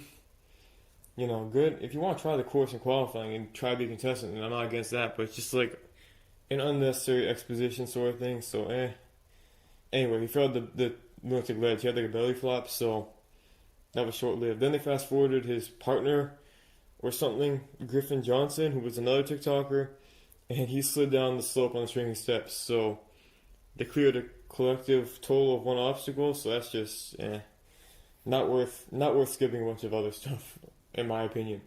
And then right after that, they fast forward Flip's run. They point out they failed both of the split decision obstacles. Because he failed the dungeon last year in the Diamond Boys in Vegas of season 11, but then it was like he failed the crazy clocks. Yeah, so it was like, I think they just wanted to point out the split decision, like that fun fact, but it's kind of unnecessary because he failed before it, so it was kind of less exciting than it felt like it was going to be. And it's also disappointing to see Flip skipped over, especially in the same segment as like some random TikTok people who I know are probably more well known, but for the ninja world, it's like But anyway, then they had Joe Brown. He jumped over Zuri. He was one with the crazy jumps. I like the profile because it goes kind of hand in hand with ninja more than most stuff, which I like when the stories relate, as I might have mentioned before. So that was good. He had another good save on the Diamond Dash. Pretty much the same as the other guy. Not quite as impressive, I'd say, just because he wasn't stretched out, but a really good save. And I was wondering on the warp wall, like it seems like he could do the mega wall if he wanted to, just with the jumping ability. I know it's kind of different, but I feel like it would translate enough. So I'd be curious next year if he comes on, if he tries that. Then he failed the crazy clocks, so he's not moving on, unfortunately, because I'm looking at the leaderboard. No one failed the crazy clocks made it, so that's a shame. Then fast forward Kyle Scholze, who I thought they'd show because they showed him qualifying his battle on the sideways to get a buzzer finally with his shoulder and all that. But unfortunately, again, they skipped over a lot of people. And to be fair, there's a lot of success this week, but I feel like they could have shown a few more at least and not shown some of the TikTok stuff. So, it's just, I guess the ratings are what they're going for, and I get it, but it's a shame. So Kyle got to the last clock on the crazy clocks before his shoulder pain brought him down. Then they had Matt Bradley, who cleared the course with the dungeon, and Ethan Swanson, who failed the crazy clock dismount, and he lost out in Vegas due to rushing. Yeah, that's another surprise fail. Like, a lot of good people aren't moving on because of this. It sucks. Then we have, Jake Murray. They talked about skateboarding. He did almost the same thing as Cal on Diamond Dash, where he almost started, but he was able to regain his balance. But I think the rule that Akbar mentioned came into play because he didn't go back and get a running start. He is he went without a run up basically. So I guess there is some kind of rule there. It's just weird that we're only finding out about it now. Drop zone looked kind of messed up for him. Like the second bar wouldn't drop, and that's another reason why like it might not be the best obstacle if it's not going to be consistent. It might have been that he wasn't giving enough momentum, but it looked kind of messed up. So I don't know. But it's just a weird obstacle. Then he cleared the diving boards and he almost like surfed the second board with both feet, but he was able to make it through. Then he beat Austin Gray's time and had the fastest time of the season with 3 minutes 34 seconds. Fastest time for semifinals, I should say. Yeah, going back to the drop zone thing, I feel like it's not a good obstacle. I feel like this is the last we'll see of it, so just for safety reasons mostly. But it's just there's some issues with it. Besides that, even. Then they fast forward Donovan Matoyer. I was glad to see him. He chose and failed the diving boards because last year he failed the dungeon. So now he has the same thing going as Flip, unfortunately. But I believe he's moving on. Then Taylor Allman had a great save on the barrel roll. She like pulled herself up onto the wall, almost missed, but she was able to do it. And she failed the drop zone, and she was on the bubble for the final competitor. And unfortunately, it's not a good competitor to go against, Jessie Lebrec. She cleared the course, so that was really good to see. Now she has a 3-year streak going, which is really good. Really impressive. And she apologized to the sideline for making them nervous on the Diamond Dash. Which is funny. It wasn't a nerve-wracking attempt. Then she got backwards on the dungeon turnaround, but she was able to clear. So that was really good. So that was it for the runners. Then we had the power tower. And sorry I'm talking quickly, by the way. It's just that my camera has like 1 minute left of battery. I'm probably going to have to cut this and come back, but I'm hoping to finish it. Okay, so then we had Jake Murray versus Austin Gray on the power tower. Jake Murray fell near the top of it on the shelves. He was trying to do like sideways jumps, but he missed. And that gave Austin Gray the green light to make it, and he got safety pass. So, I mean, he was a runner-up last year. I know I was just saying he doesn't get enough credit for being the runner-up, but I would have expected Jake to win just because he tends to be faster, in my opinion. But good to go on Austin. He pulled that one out, so that's good. Then we have let's go to the leaderboard. Okay, whoops, I had to cut the camera, so now I won't rush as much because the damage has been done, and I deleted some old stuff, so now I can talk slowly again. So, okay, we had 12 clears. Jake Murray, Austin Gray, Cam Baumgartner, Kyle Sorman, Kai Beckstrom, Hunter Gerard, Nate Hansen, Tyler Yamauchi, Matt Bradley, Eric Middleton, Mike Solenzi, and Jesse Lebrec, all moving on. So good on them, good for a lot of clears. I like this episode because of that. And then we had 3 split decision fails with Devin Alexander, who failed the dungeon, Donovan Matoyer, who failed the diving boards, and Jeremy Ron, who failed the diving boards. I'm glad he made it onto the leaderboard because that would be a big name to miss. But we did miss some pretty big names, actually, because Dan Polizzi, Ethan Swanson, Kyle Scholze, Rui Yori, Flip Rodriguez, wow. Sam Folsom, who's the one that kept getting skipped, Cal Plorhouse, Taylor Allman, Brian Beckstrom. Nah, that's not really a big name, but he's still out. That's a lot of people to be eliminated early. So, we had a lot. If you don't clear the course this week, you're pretty much in danger unless you went really fast to the split decision. So it's just a tough week for success because of that. Although it's probably the most successful week, but you know what I mean. Like, if you're not gonna clear the course, you're kind of in trouble this week. Then on the women's leaderboard, we had Jessie Lebrec, obviously. She was on the main leaderboard as well. Ava Colasanti, who failed the drop zone, and Heather Weisinger, who failed the drop zone. So, overall, I like semifinals. It's been pretty fun, I think. It's been better than qualifying on the whole, I'd say. So I look forward to Vegas. Hopefully that's even better than what we've been having recently. And I'll see you next time.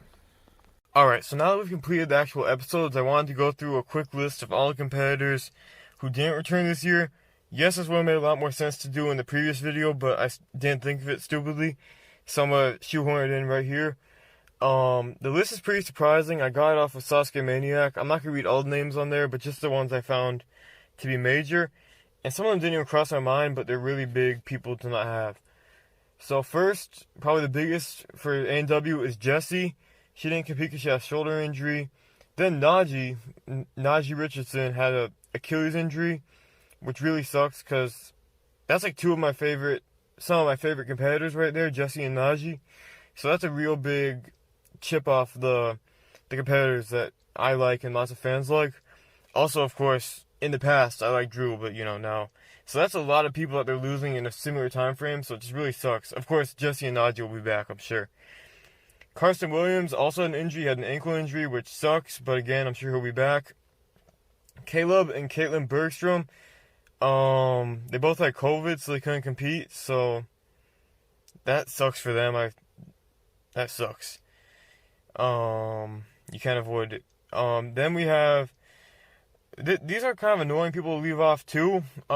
Ryan Strass and Lauren Ball, both of whom applied for this season. And I feel like they should have gotten like a free pass almost, considering they've competed in all 13 seasons, and I'm sorry, Ryan didn't compete last year, but Lauren's competed in all 13 seasons, and Ryan competed in seasons 1 through 11. Lauren competed in 12 seasons, not 13, because he didn't compete this year. Sorry, guys. I hope I can edit that properly.